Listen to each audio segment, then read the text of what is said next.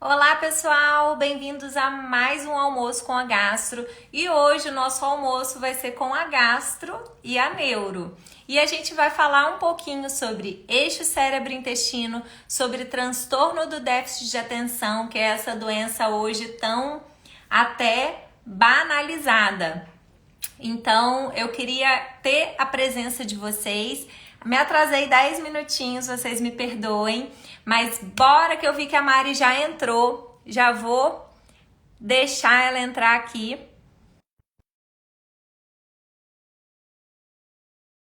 Prontinho. A doutora Mariana, que é neurologista, especialista em TDAH, tem uma visão funcional integrativa, é minha conterrânea, também é portadora de TDAH. Então, nossa, que bom que a gente conseguiu marcar essa live sem marcar, falando, bora lá, Bora lá, na correria. bora, tô entrando agora, vamos. TDAH sendo TDAH, né, Lívia? Não tem jeito. Duas TDAHs conversando. Aí ela, mas a live eu achei que era amanhã. Aí ela, não é hoje. Eu falei, então vamos, tô aqui. Muito bom. Ah, não, nem avisamos os nossos seguidores, mas tomara que todo mundo veja e a gente vai deixar a live gravada e tenho certeza que vamos fazer outras Com certeza, com mais planejamento. com mais planejamento, mas vai sair. Bom, Mari, primeiro eu queria que você se apresentasse para o pessoal que não te Claro, conhece, falar um pouquinho sobre quem é você, como que é seu trabalho. claro. Meu nome é Mariana, eu sou neurologista, eu sou daqui da cidade de Volta Redonda, da Terrinha, né? E sou formada em neurologia pela UF, aqui em Niterói. E de uns anos para cá comecei a me encantar com a área funcional integrativa. Foi algo que me trouxe muita clareza, né? Porque muitos transtornos eu via que a neurologia não entregava aquilo que dava uma sensação de frustração. E eu comecei a ver que várias coisas e interface com outras especialidades, a coisa começava a fazer sentido, né? Então, eu pegava um paciente depressivo, um paciente ansioso, um paciente portador de TDAH, ia conversar com eles, muitos deles com constipação crônica, se entupindo de laxante, comendo tudo errado, com queixas de estufamento abdominal, flatulência, aí algumas outras queixas de dores crônicas, fibromialgia. Então, era um perfil de paciente que eu via, poxa, esse paciente neurológico, neuropsiquiátrico, tem muita coisa da barriga, tem muita coisa relacionada e que acaba que chegava para o neurologista, ah, não, toma aí um Almeida Prado, toma aí um Lactopurga e tudo certo. Mas não estava tudo Sim, certo. certo. Porque esse paciente, ele ia ficando capenga, né? Aí você ia dando mais remédio psicofármaco, ia dando mais efeito colateral, aí você ia vendo outros problemas acontecendo, o paciente cada vez com mais astenia, menos capacidade, né, de automatismo mesmo do dia a dia, né, com dificuldade em fazer as coisas, precisando de mais suporte, mais dependente. Então eu falei, alto lá, isso aí tem coisa por trás. Aí comecei, né, a seguir os grandes nomes, né, da funcional integrativa, professor Pedro, Vitor Sorrentino. Estou fazendo a pós-graduação dos dois, né? Estou fazendo a de funcional integrativa geral e estou fazendo a de saúde mental. E é algo que, assim, está agregando muito à prática clínica. Coisas que antigamente eu entupia o doente de antidepressivo, eu resolvo com suplemento. Coisas que a gente consegue reduzir muito sintoma com o estilo de vida, regulando o sono, controlando a ansiedade. Então, isso faz toda a diferença. Até queixas abdominais que a gente orienta, poxa, eu pego, sei lá, o próprio portador de TDAH, muitas das vezes ele tem comorbidades associadas, né? Então, ele vai ter Sim. ali uma enxaqueca, ele vai ter ali uma síndrome do intestino irritável. Então, muitas das orientações são comuns às comorbidades, né? Então, isso faz muita Sim. diferença. Não, exatamente. Essa é a percepção que eu tenho também. E que também foi o motivo de eu mudar o meu foco de atendimento. Porque é a mesma coisa. Eu falei, vou fazer gastro, porque eu tenho intestino irritável e eu quero ser super especialista em intestino. E aí eu já tinha usado todos os remédios disponíveis para a síndrome do intestino irritável e eu simplesmente nunca ficava bem. Até que num congresso, sei lá, no meu primeiro ano de residência, eu entrei na sala da nutrição. Eu falei, nem vou na sala dos médicos, eu vou só na sala da nutrição. E aí eu falei, gente, eu tô na talvez uma das melhores universidades do país. E isso não é valorizado, a parte da dieta. A gente tinha nutricionista que era pós-graduanda lá com a gente, mas era meio que ela fazendo o trabalho dela e a gente fazendo o nosso, entendeu? Não era uma coisa integrada assim. E aí eu comecei nessa busca também, porque eu exatamente são pessoas que têm sintomas em comum, são síndromes que se assemelham muito. Sim. Então, da mesma forma que eu tinha intestino irritável, eu tinha um diagnóstico de transtorno de déficit de atenção. Da mesma forma que eu tinha sintomas intestinais que eram piorados pela minha alimentação, os meus sintomas neurológicos melhoraram muito depois que eu entendi a mudança de estilo de vida. E hoje a gente vê no nosso consultório, tenho certeza que você no seu também, pacientes muito medicados, pacientes jovens usando um número muito grande de medicamentos, porque entra com medicamento. Aí o remédio dá um efeito colateral, aí a gente precisa de outro medicamento para tratar o efeito colateral do primeiro medicamento. E aí, às vezes, a gente precisa de um outro medicamento porque a queixa não foi resolvida. E aí, às vezes, eu vejo chegando aqui pacientes super jovens que já estão no quinto psicofármaco junto com 5 remédios de ação em sistema nervoso central. E a pessoa não teve uma orientação mínima de que ela precisava fazer atividade física. E eu entendo que em alguns momentos é impossível. Mas depois Sim. que a pessoa está melhorzinha, né? Não tinha orientação de dieta, ninguém olhou para esse intestino. E aí, às vezes, por causa dos remédios, a pessoa também não consegue nem comer, porque tira fome. Aí fica o dia inteiro sem comer. E quando vai comer, quer comer só besteira. Aí quer se entupir para poder obter aquela dopamina, né? Que é algo que eu acho que a gente pode conversar. Exatamente. Então, aí vira um ciclo sem fim. Isso não acaba nunca. Sim, então já que você falou aí de dopamina, pode contar mais aí o papel da dopamina, por que que a gente tem essa busca pela É isso dopamina, qual aí. a relação? Bom, com relação ao TDAH, né, um transtorno que a gente classifica como um transtorno do neurodesenvolvimento, né? Então, é um cérebro que ele já nasce com uma predisposição e questões ambientais, epigenética, isso vai fazer com que esse indivíduo vá lá por volta da fase ali da retinha final da infância, início da adolescência, apresentar sintomas, né, mais exuberantes, que é o momento que geralmente o diagnóstico é feito.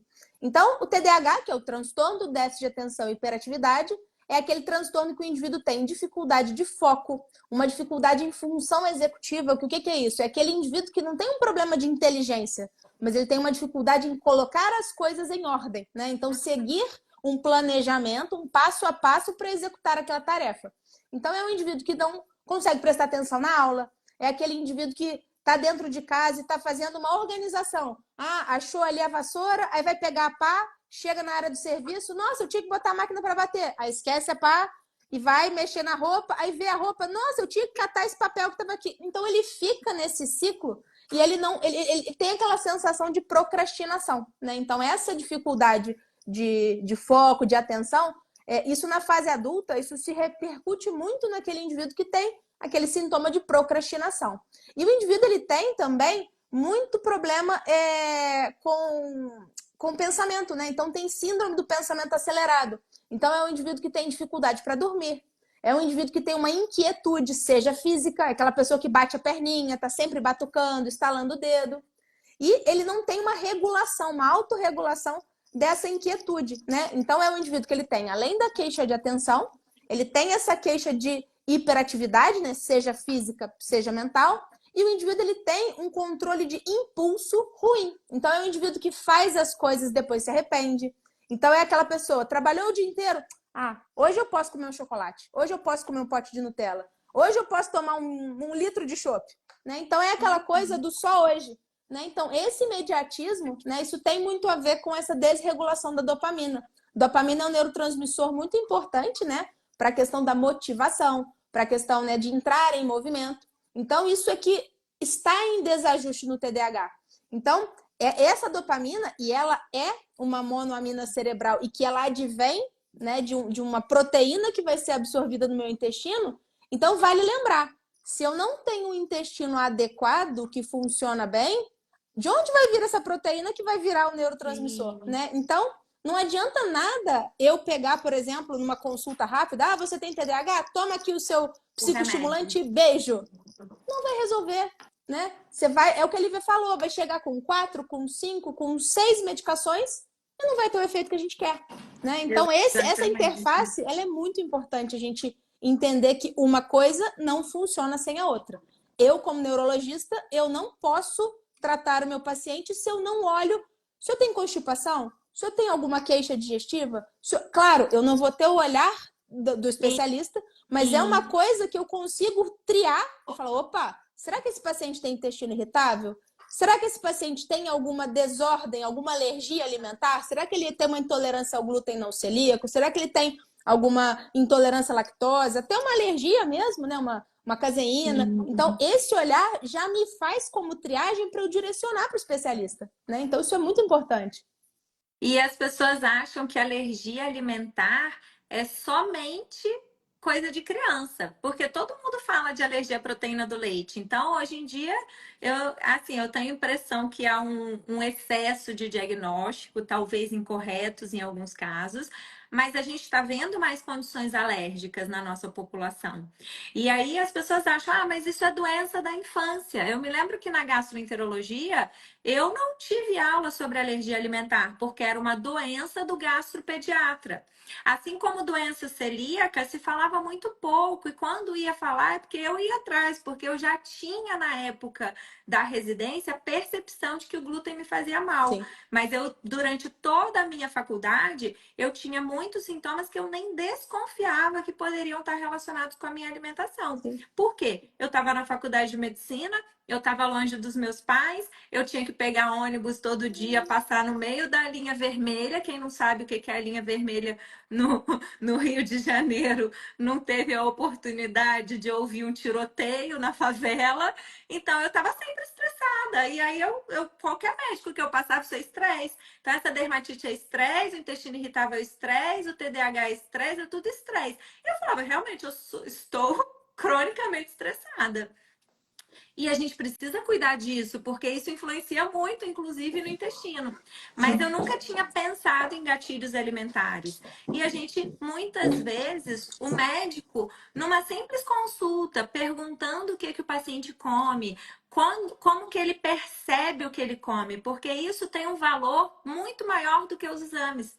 Então, o paciente que para prestar atenção nisso e o TDAH não presta, mas assim, para prestar atenção nos sinais que o nosso corpo dá. Quantas vezes a gente come aquele negócio e aí dá um pouquinho de tempo, eu tenho uma dor de cabeça, eu tenho um desconforto, aí me dá um inchaço. E às vezes, se a gente tá nessa loucura que é a cabeça do TDAH, a gente não consegue ter essa clareza da percepção do nosso sentimento, do que o nosso corpo está falando, né?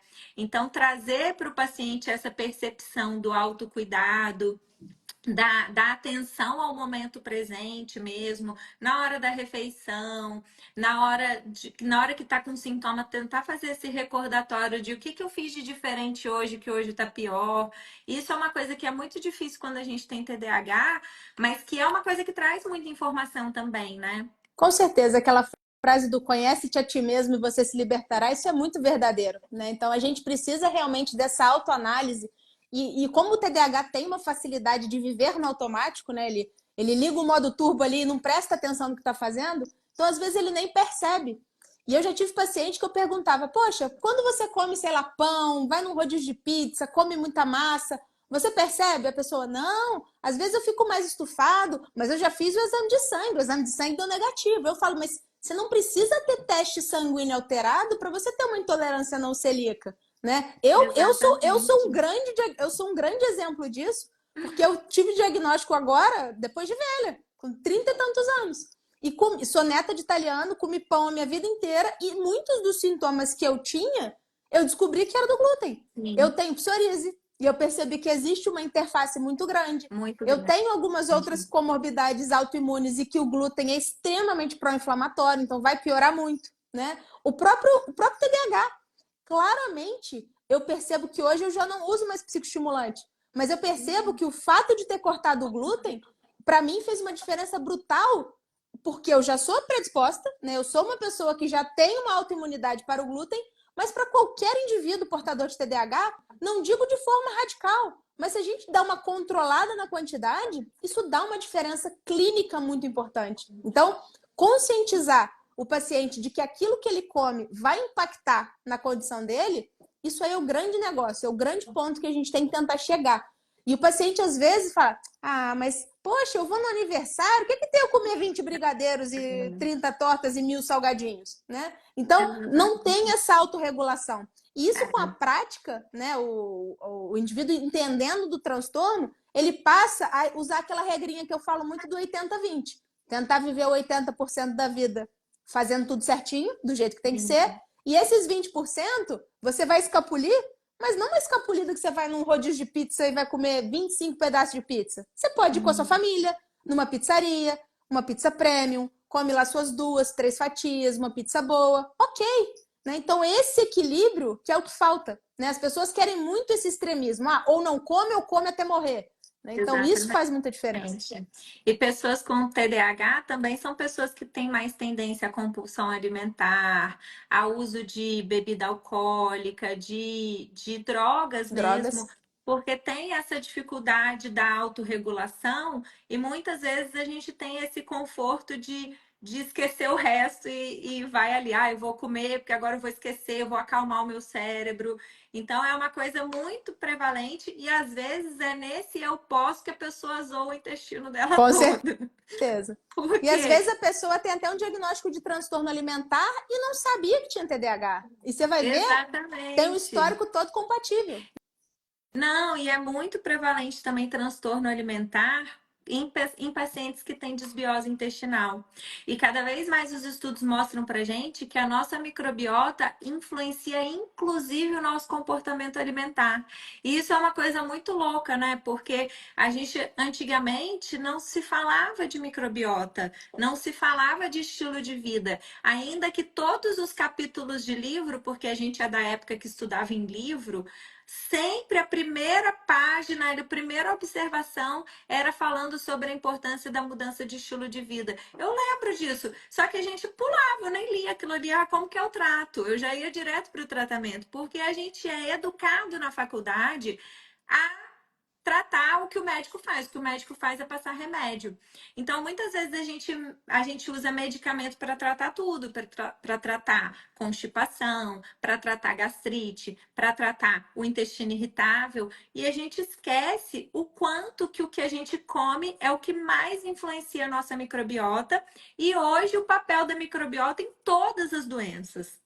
A gente pode entrar aqui agora no PubMed, que é um site de pesquisa, né, de artigos científicos, e você joga lá microbiota, aparece milhões de estudos correlacionando com qualquer coisa que você quiser de longevidade à felicidade. Então, não dá pra gente não falar, seja qualquer doença, não precisa ser uma doença do cérebro ou do intestino, mas pra gente entender que o paciente come, se ele dorme, como ele tem, como são os relacionamentos pessoais dele, tudo isso vai interferir na resposta ao tratamento medicamentoso, inclusive. Com certeza, esse olhar para o estilo de vida, né, ele é fundamental. Porque antigamente, né, eu na minha residência, acho que na sua a mesma coisa, o paciente chegava assim, eu estou com depressão, eu estou com isso, eu estou com aquilo. Nenhum olhar para, poxa, o que esse cara come? Igual, o paciente às vezes, come tudo errado, estava lá tomando um Prazol da vida. Aí estava lá com astenia, com uma fraqueza muscular, alguma outra coisa. E às vezes, hoje eu peço uma rotina laboratorial básica para esse doente, vem com uma B12 no pé, vem com uma vitamina D no pé. Então, assim, são micronutrientes que são fundamentais para o funcionamento do nosso cérebro. Então, sim, se eu tenho um estado de hipocloridria crônico, né, que muitas pessoas fazem isso como muleta, né, não sabem que a dieta está errada, escutaram falar que um Prazol vai melhorar e vai tomando para o resto da vida e não entendem a repercussão que isso vai dar a longo prazo. Essa deficiência de micronutriente a longo prazo, quanto isso vai ser deletério para o corpo como um todo. né? Sim. A própria desbiose intestinal tem muita relação com a hipocloridria, né? Então, Muita relação. E a gente é da época que eu não sei como que era lá na sua faculdade, mas assim, a gente quando ia aprender a fazer uma receita, vou ensinar você como que faz uma receita. Item número um, omeprazol. Era assim. Isso para era tudo. orientado. Mas por que que o omeprazol? Porque o paciente usa muito remédio, né? Ele não vai Proteger o aguentar. estômago, né? É para Tadinho do proteger o estômago. estômago, porque olha o tanto de medicamento que esse paciente usa. Então, assim, a gente saiu condicionado a passar o omeprazol para todo mundo. E aí a gente via isso sendo propagado por médicos, inclusive, e os pacientes levando isso como uma verdade. Então, eu tenho que usar o omeprazol, porque eu vou ter que usar outros remédios, então, para proteger o meu estômago. E aí, agora, depois dessa banalização do uso dos prazóis, que eu acho que a nossa geração pegou muito, porque eles tinham sido descobertos não tinha muito Sim. tempo. A gente vê essa banalização que a gente começa a ver o tanto desses pacientes que desenvolvem problemas intestinais, problemas cerebrais, o quanto desses pacientes têm deficiências vitamínicas. A gente vive uma epidemia de deficiência de vitamina B12, gente. E não é porque todo mundo é geneticamente predisposto a ter uma dificuldade no metabolismo da B12. É porque nós vivemos uma epidemia de pessoas com desbiose e que se alimentam mal e que tomam omeprazol e que não respiram para comer. A pessoa come olhando para o computador, ela não sente nem o cheiro da comida mais. Então, assim, a gente perdeu o que a nossa espécie humana precisa, né? Com certeza. Então, assim, faz parte do processo de se alimentar você escolher, olhar para o alimento, sentir o cheiro, desejar comer aquilo, sentir que está satisfeito, mastigar. E hoje a gente não presta atenção em TDAH menos ainda, né? Porque a pessoa tá ali no o cérebro que não para. Não para de pensar em tudo. Eu tô aqui fazendo live com você e tô pensando nos pacientes que eu ainda não mandei a receita. É isso aí. Isso que você falou é muito verdade. Isso me recorda um paciente que eu atendi, acho que foi ontem ou anteontem, e que ele, um TDAH, forma mista, né? Muito desatento, mas com muito componente hiperativo. E a queixa dele é que ele tinha uma constipação e que determinados alimentos que ele comia, ele ficava com uma flatulência muito com mau cheiro, e a esposa reclamando muito, a esposa veio à consulta. Aí eu perguntei, como é que você come? Ela falou assim, engole, né, doutora? Eu falei, mas você não mastiga? Ele, não. Ele tá lá com o celular no ouvido, tá lá mexendo no computador. Ela falou que um bife, ele corta um bife de um tamanho normal em 3 pedaços, ele bota na boca, ele mastiga. 1, 2, engole.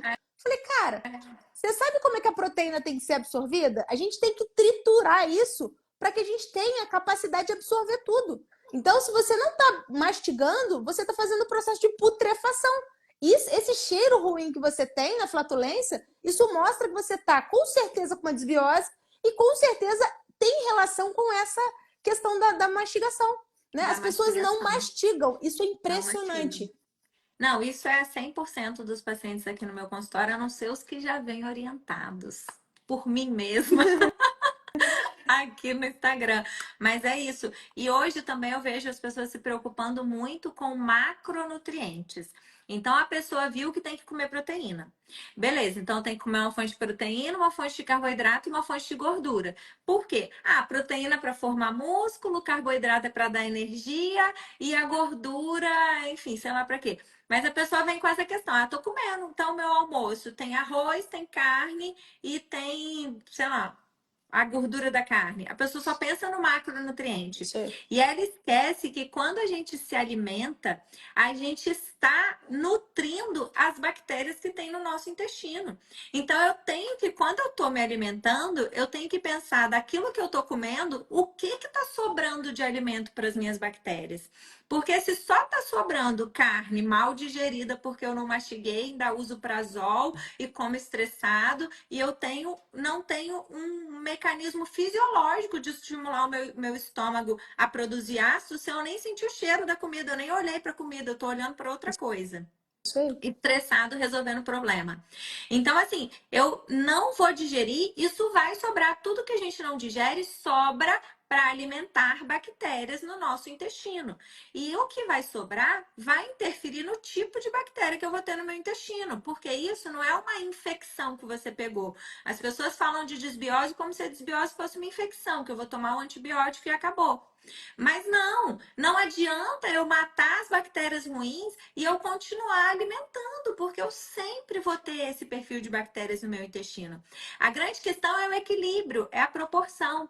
Então a gente vê extremos da pessoa que, eu vou virar carnívoro, porque comer carne vai ser ótimo para o meu cérebro, para o meu músculo, tem vitamina B12, maravilhoso. Ou a outra pessoa que é vegano, eu não tenho, gente, não tem nada contra veganismo, mas é assim, a pessoa que é vegano é uma pessoa que vai precisar de uma orientação nutricional também. Porque tem muito vegano que na verdade eu falo que eles são italianos, porque a pessoa só come massa. Então, assim, a pessoa que é vegana, que vai comer vários vegetais, que vai pensar na combinação dos aminoácidos, é maravilhoso, eles ficam muito bem. Agora, a pessoa que resolveu virar vegano e não teve orientação nutricional e come pão do café da manhã até a janta e a ceia, isso também é prejudicial. Então, as pessoas têm que entender o caminho do meio, da dieta mais limpa possível, de industrializados, de esses produtinhos que foram feitos para durar meses na prateleira, com certeza não serão bons para as bactérias que moram no seu organismo. E a gente precisa dessas bactérias, porque essas bactérias produzem vitaminas do complexo B para a gente. E as vitaminas do complexo B são muito importantes para a saúde do nosso cérebro, né, Mari? Fundamental. Hoje a Não é gente só sabe. B12. Não, não é.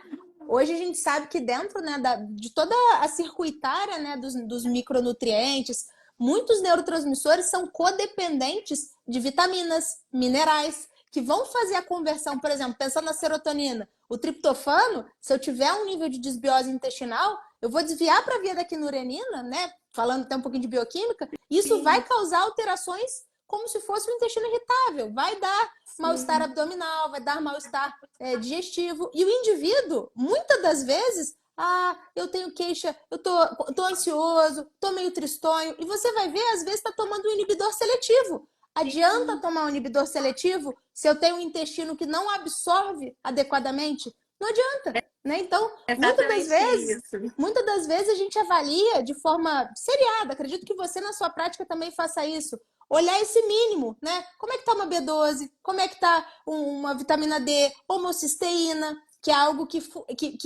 é crônico. Todos os pacientes com homocisteína alta, você vai ver ácido fólico lá no pé, você vai ver a vitamina B12 lá no pé. Então, todo o processo de metilação, que é um processo bioquímico que o nosso corpo faz para reparo dos tecidos, isso não funciona bem. Então, se esse processo não funciona bem, ele vai sobrar um lixo do metabolismo, que é a homocisteína, que é extremamente tóxica, especialmente para o nosso cérebro. Do Pensa-se cérebro. muito na homocisteína como uma questão cardiovascular, vai aumentar risco de trombose, risco de infarto, AVC, de fato vai.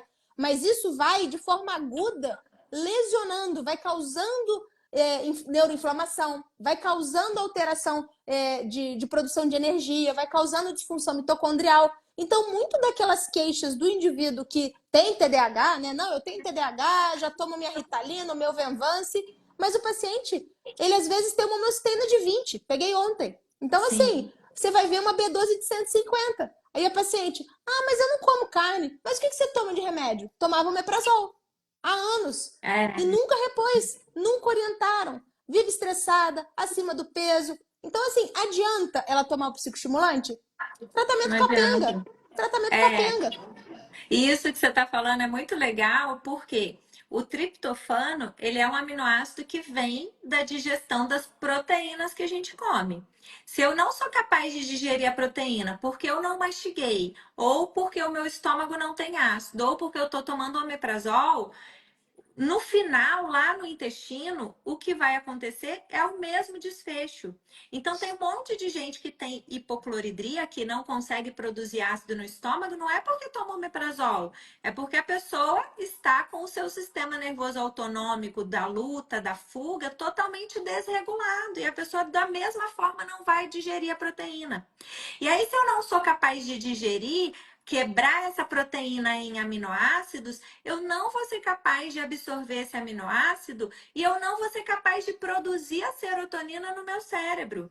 E aí, se eu não produzo serotonina, não adianta eu dar um inibidor da recaptação dessa serotonina, porque o problema é a falta da serotonina, não é porque ela não está sendo muito recaptada. E é isso que a gente vê pessoas usando, empilhando medicamentos. E cada medicamento para tratar um sintoma que talvez o problema estava lá na digestão e no intestino.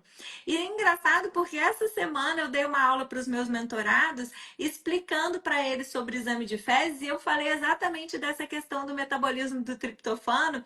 E hoje eles mandaram no grupo: nossa, fritou a minha mente, que negócio é esse de triptofano? E aí a gente vê as pessoas irem na internet para falar que o intestino é o segundo cérebro, que 80% da serotonina está no intestino. Mas essa serotonina do intestino é para função no intestino. Não é Ela está cerebral. modulando sensibilidade e motilidade no seu intestino. E são dois problemas que a síndrome do intestino irritável carrega: a alteração da sensibilidade, então a pessoa que sente dor com um estímulo que não era para ser doloroso, e a pessoa que tem ou o intestino muito acelerado ou muito preso. E se eu não regular a digestão, não adianta eu dar remédio para tratar intestino irritável, não adianta eu dar antidepressivo para tratar intestino irritável, porque é tudo faces de um mesmo problema. Exatamente. E até como curiosidade, muitos pacientes que começam, até bem indicado, né, o inibidor seletivo, uma das queixas muito frequentes no início do tratamento é diarreia. Né? Então, Diarreia. porque como eu estou aumentando a concentração dessa serotonina, né, o paciente ele vai ter um efeito a nível de trato gastrointestinal. Aí muitos deles falam: nossa, tive um efeito colateral, o remédio não fez mal, não fez bem. Aí eu falo: calma, vai modular, isso vai se acomodar, mas é por conta desse efeito da serotonina no intestino, que ninguém pensa, ninguém conversa, ninguém explica. E eu atendo muitos pacientes idosos que começam a usar um antidepressivo porque idoso é muito comum ele ficar mais deprimido, ele muitas vezes já tem o isolamento social, a família que já às vezes não está mais tão próxima. E aí o médico, com uma boa intenção, passa o antidepressivo e o idoso começa com diarreia e aí vem parar no gastro.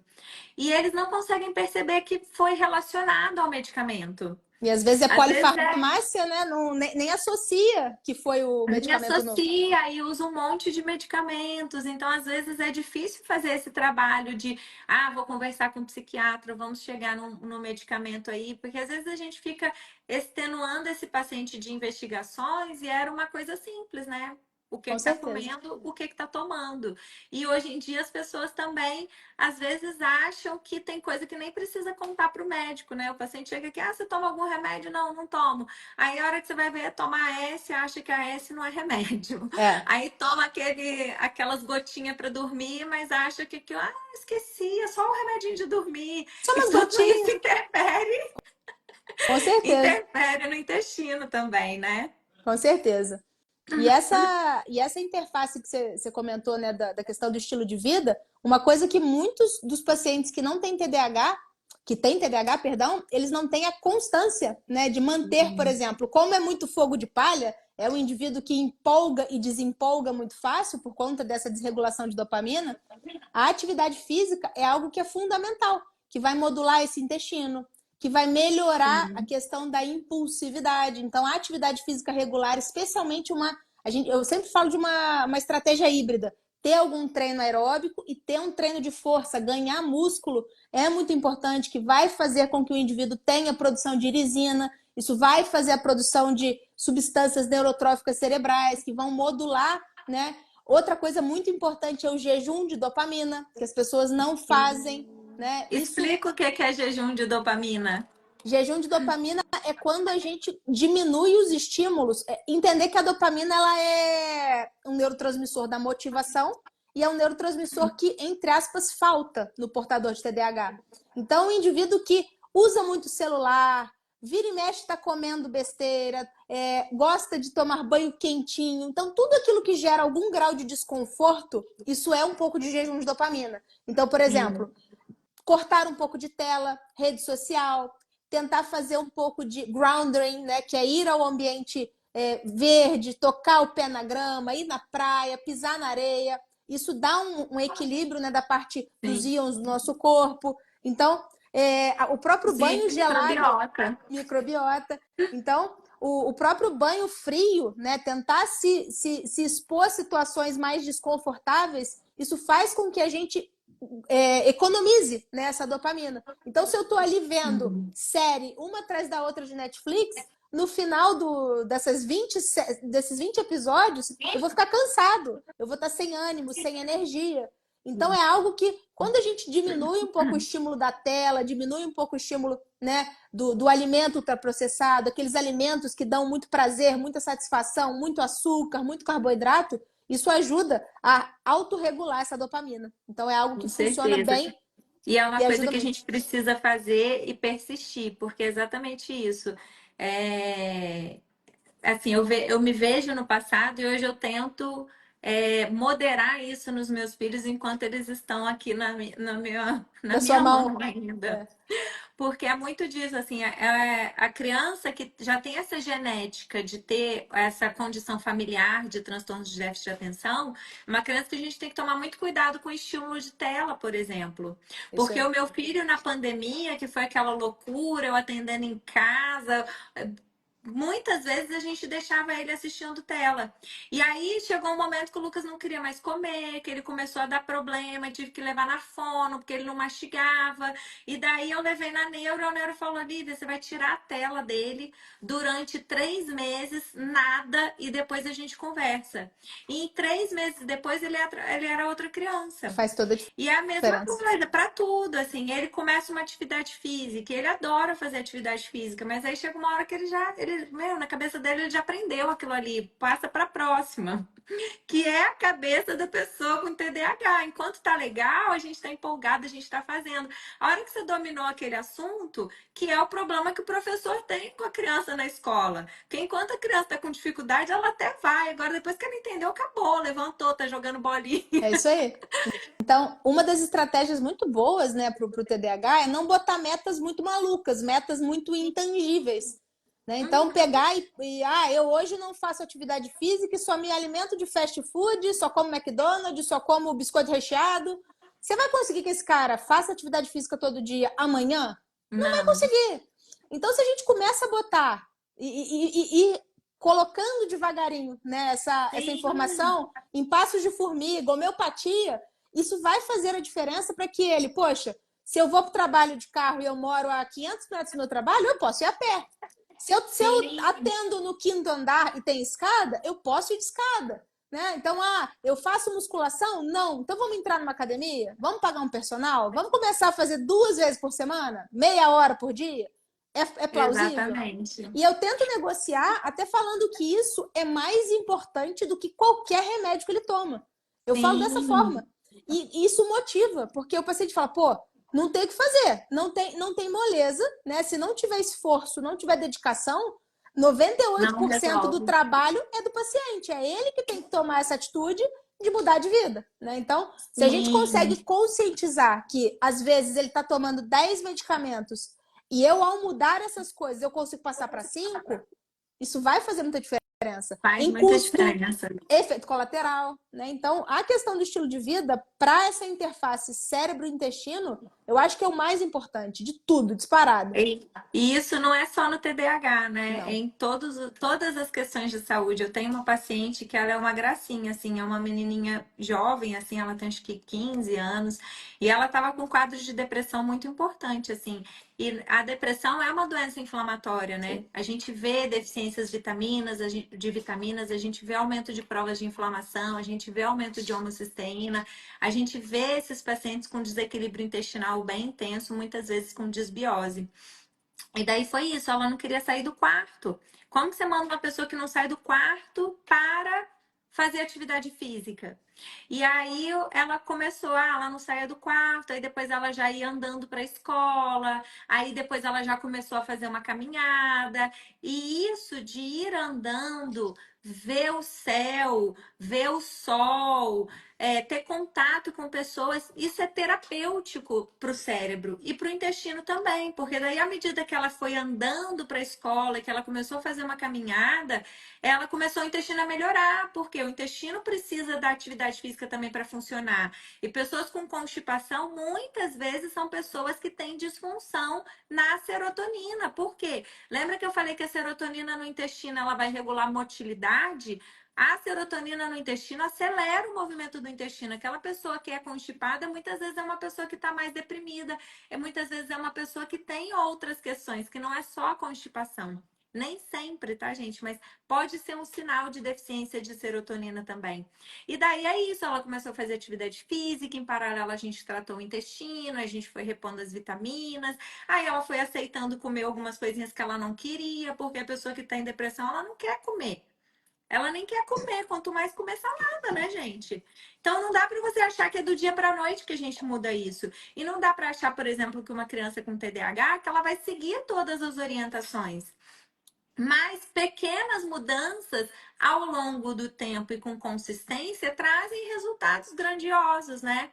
Então, aí agora, recentemente, ela já está viajando com os amiguinhos da escola e eu fiquei super feliz de ver isso, porque não foi um trabalho só meu, foi um trabalho multidisciplinar, com neuro, com físio, a mãe, a família participando, ela querendo. E isso é muito difícil, mas é muito bonito de ver a pessoa melhorando, né? É satisfatório, né? A gente consegue enxergar que não está apenas... Porque a medicina tradicional está muito baseada nisso, né? Remédio. Nossa ferramenta de trabalho é remédio.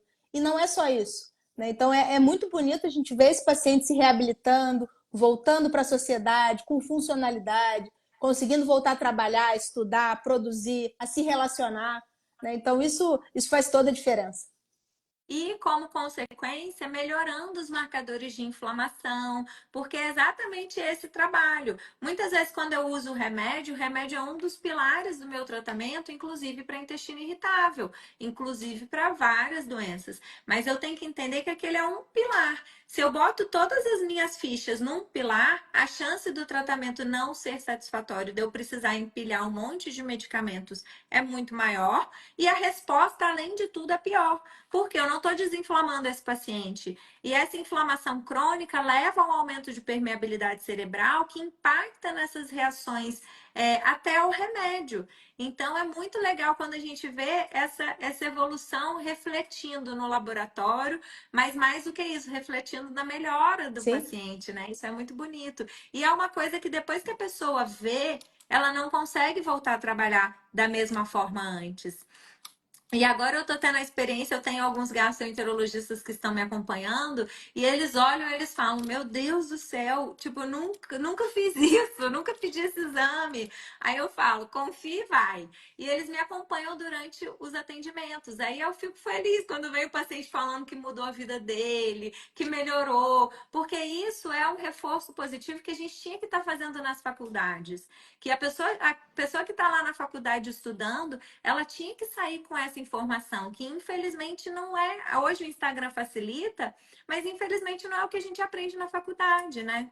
A formação médica ela está muito cartesiana, né? Ainda está muito baseada no guideline, sociedade. E hoje, se a gente pegar até esse olhar, né, dessa parte de micronutrientes, deficiências nutricionais, quem que vai pagar para fazer um estudo multicêntrico randomizado, que é uma coisa extremamente cara, Cara, extremamente demorada, para eu provar que uma vitamina B12, uma vitamina D em níveis adequados, isso vai melhorar? A prática, isso é algo que as pessoas não entendem.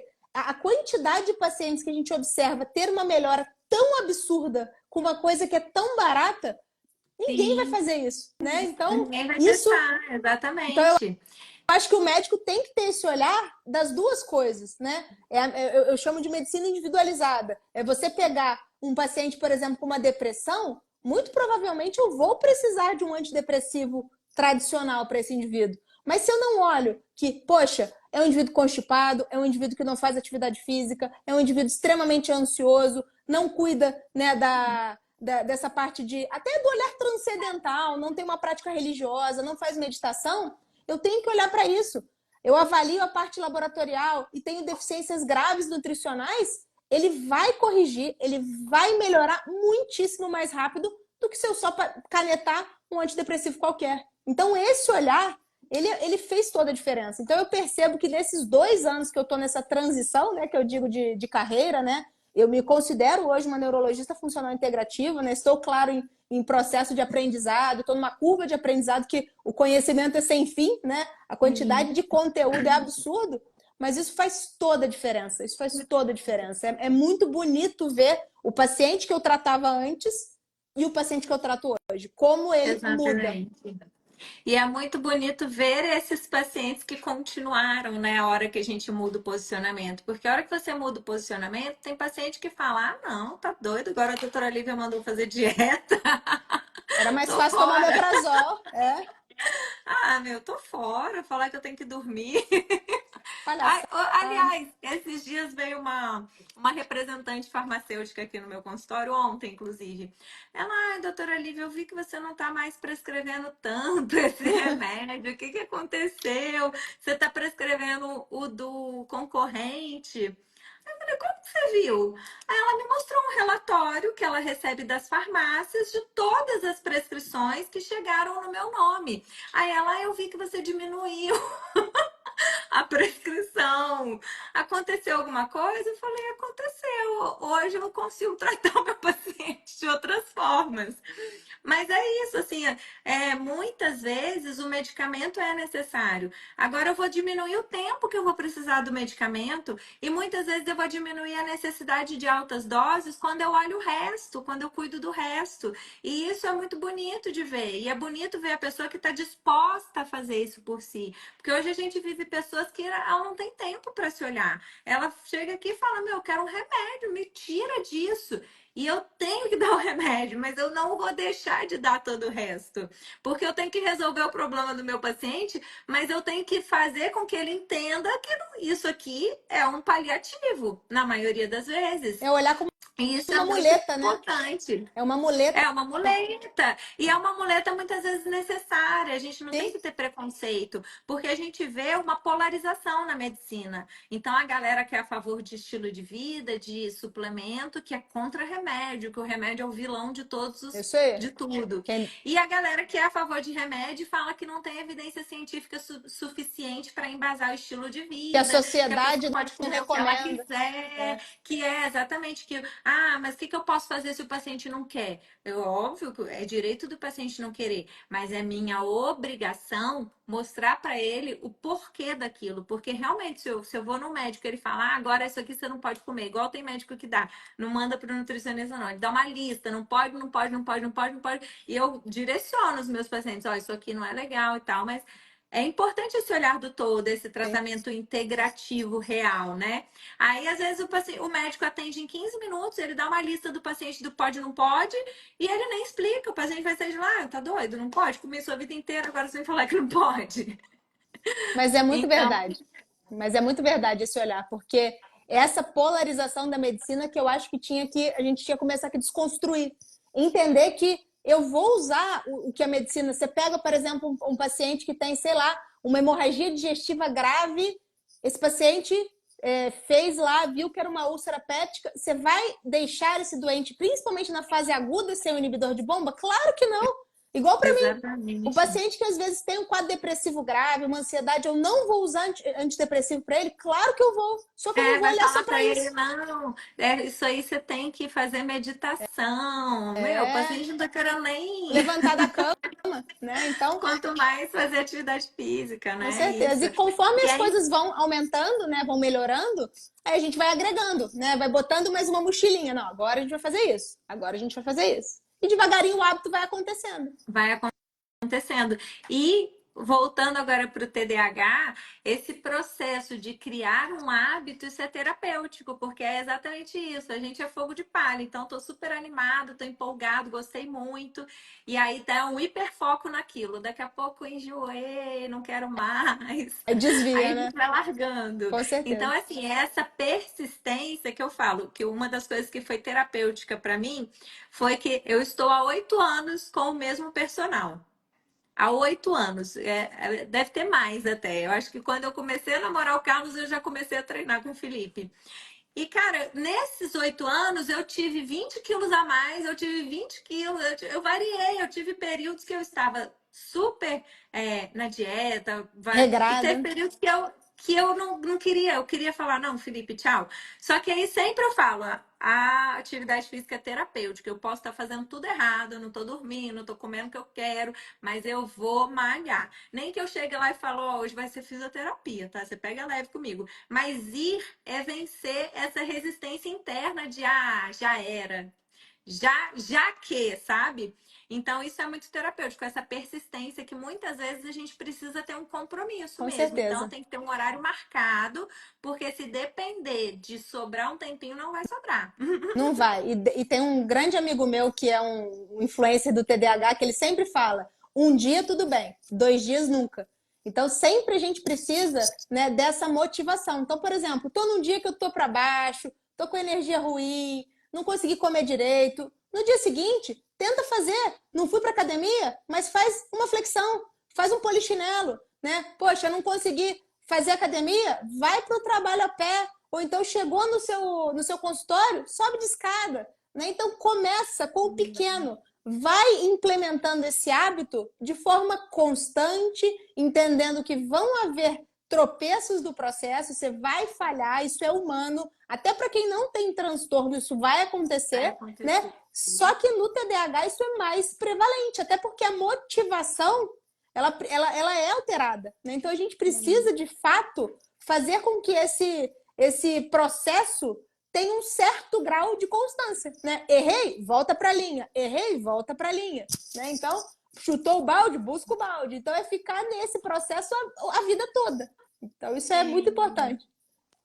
Mari, já estamos aqui quase no finalzinho da nossa live. Eu queria que você me falasse hoje, na sua prática clínica, quais são os suplementos que você mais prescreve e que você acha que são legais para a saúde cerebral. Bom, dentro da questão de suplementação, eu costumo dizer que o básico costuma funcionar muito bem. Hoje a gente sabe que muitas das doenças, né, neurológicas, neuropsiquiátricas, elas têm uma dificuldade em algumas áreas. Por exemplo, a neuroinflamação é um ponto que a gente precisa combater. Outra coisa que a gente precisa combater é a disfunção mitocondrial. O cérebro é um órgão que tem um peso ali de 2 a 3% do nosso corpo e ele gasta de 30 a 50% de tudo que o corpo produz. Então, qualquer desbalanço, qualquer desequilíbrio, seja em produção de energia, seja em micronutrientes, seja até em macronutrientes, isso vai repercutir no funcionamento desse órgão. Então, se eu já sou um paciente que tem, por exemplo, um TDAH, que é o tema de hoje, e se eu tenho, por exemplo, uma mitocôndria que funciona mal, é muito interessante eu suplementar, por exemplo, uma coenzima Q10, que é algo que funciona muitíssimo para melhora de foco, energia, né? Outra coisa que é muito importante, que eu sempre suplemento, eu acho que, sei lá, mais de 90% dos meus pacientes usam, é o magnésio. O magnésio é um mineral, né, que tem a ação no corpo como um todo, né, especialmente aí no trato digestivo, mas é algo que, para a saúde cerebral, ele é cofator de várias reações químicas. Né? Então, eu consigo ter um Inclusive para ganho, a mitocôndria. inclusive para mitocôndria. Então, eu vou ter ganho no foco, vou ter ganho na atenção, vou ter ganho na qualidade do sono, porque o sono, ele é algo que, de fato, é muito complicado no portador de TDAH. Porque além dele ter dificuldade em pegar no sono, né, o indivíduo que tem uma latência de sono aumentada, ele deita para dormir, a cabeça não desliga, né? Muito estímulo, né, aquele pensamento acelerado. Então, quando o indivíduo dorme, ele vai ter um sono curto, ele vai ter menos fases de sono. Então, é aquele indivíduo que vai ter aquela sensação ao despertar de que não dormiu direito, acorda Porque está cansado. cansado. Então, o magnésio ele tem uma ação interessante porque ele vai até autorregular a produção de melatonina.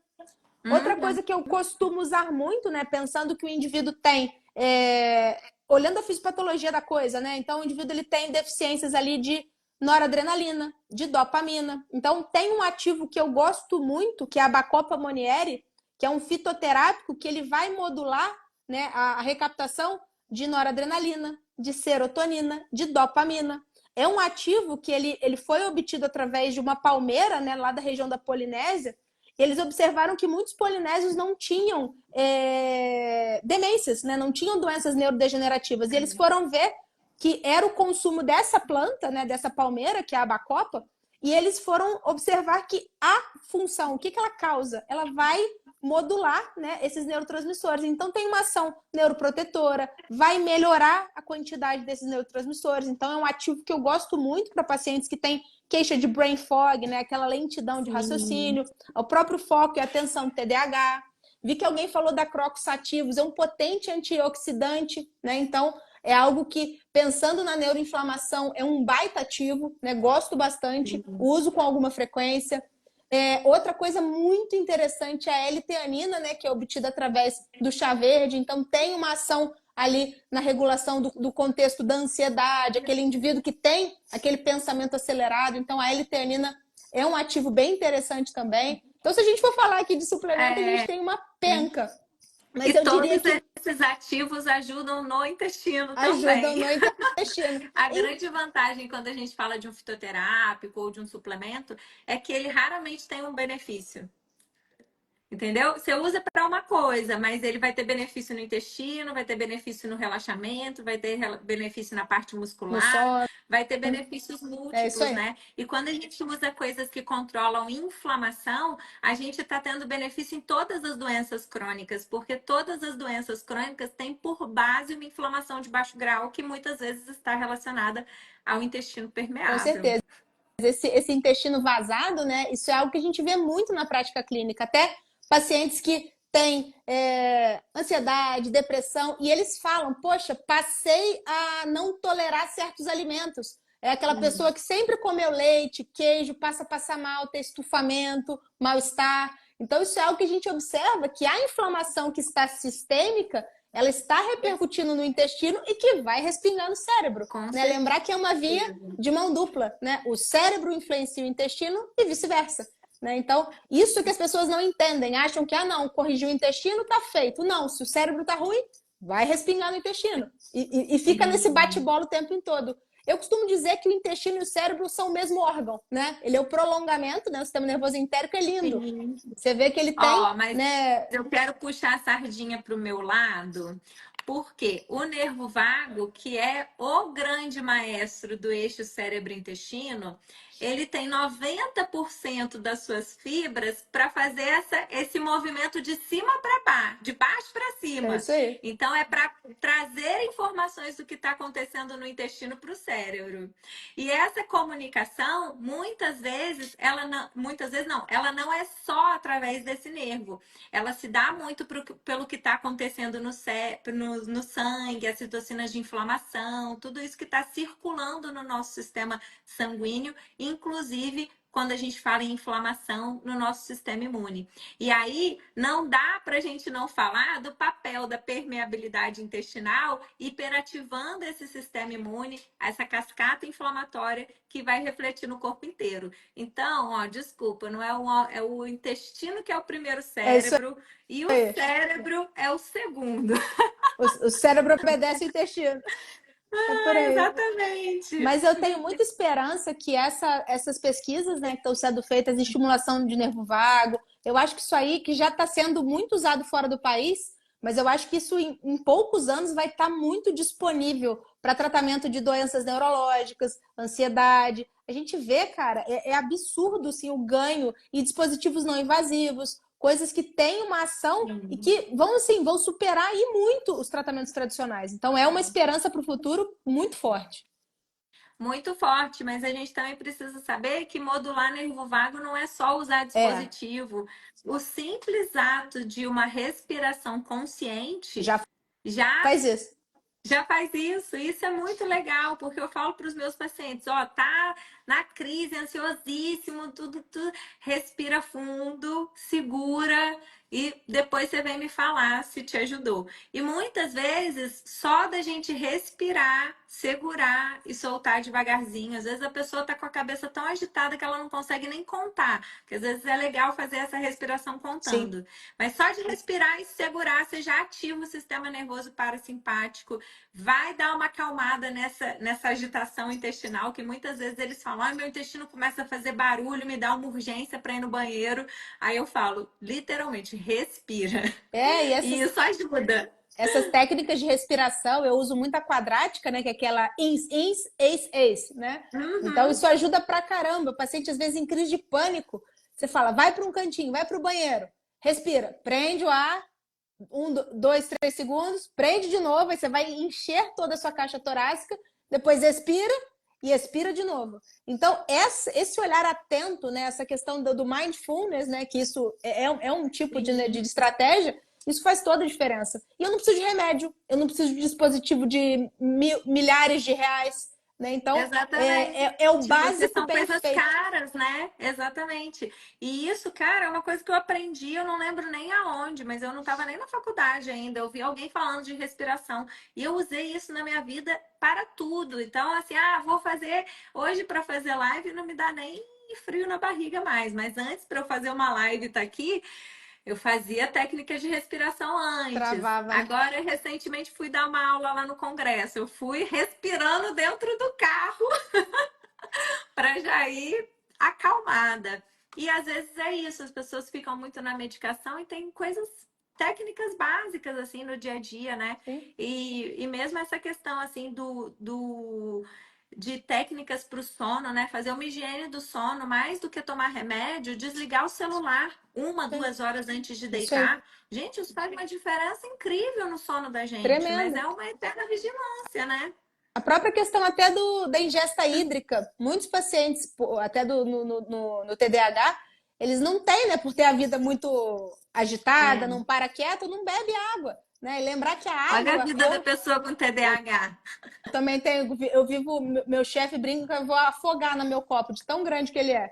Então, assim, lembrar que a água é fundamental para o funcionamento do corpo como um todo. E o cérebro é o órgão que mais tem água. Né? Então, a gente, apesar de ele ter muita gordura por conta da mielina, então, muitas doenças como enxaqueca, o próprio TDAH, eu percebo isso na prática, eu comigo. Um dia que eu tô e não bebi a água que eu preciso, eu percebo que eu fico mais lenta. Então, se eu não bebo Sim. água, isso faz diferença.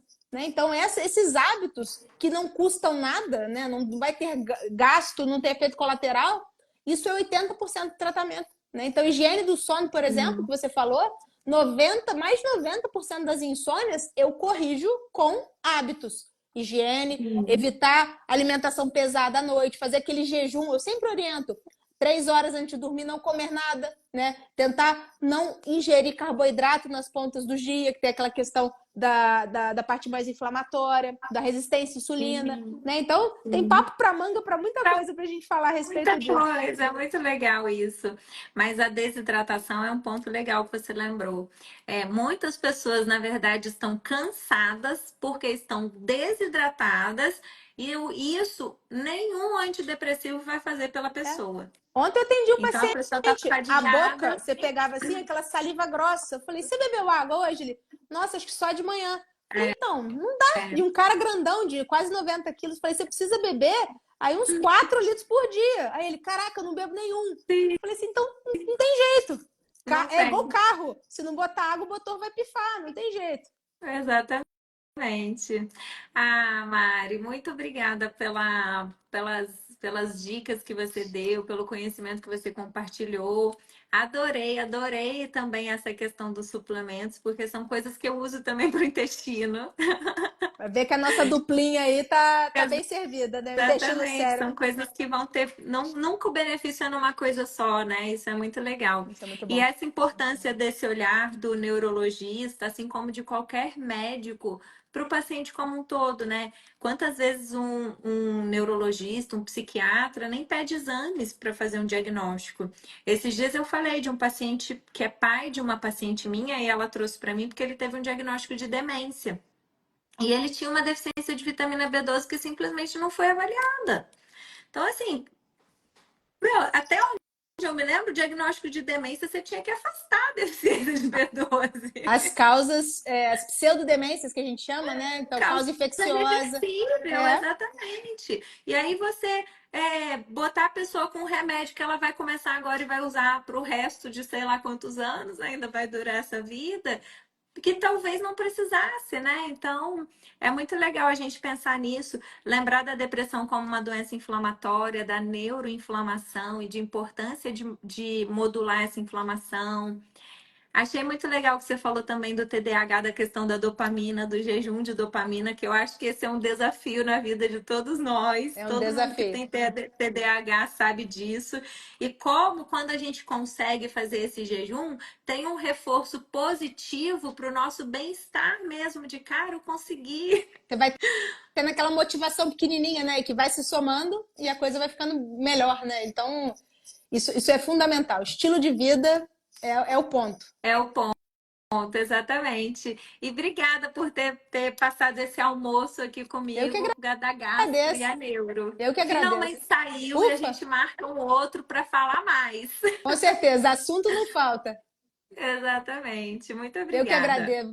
agradeço, Lívia. Foi um prazer. Estou à disposição. E vamos marcar o próximo.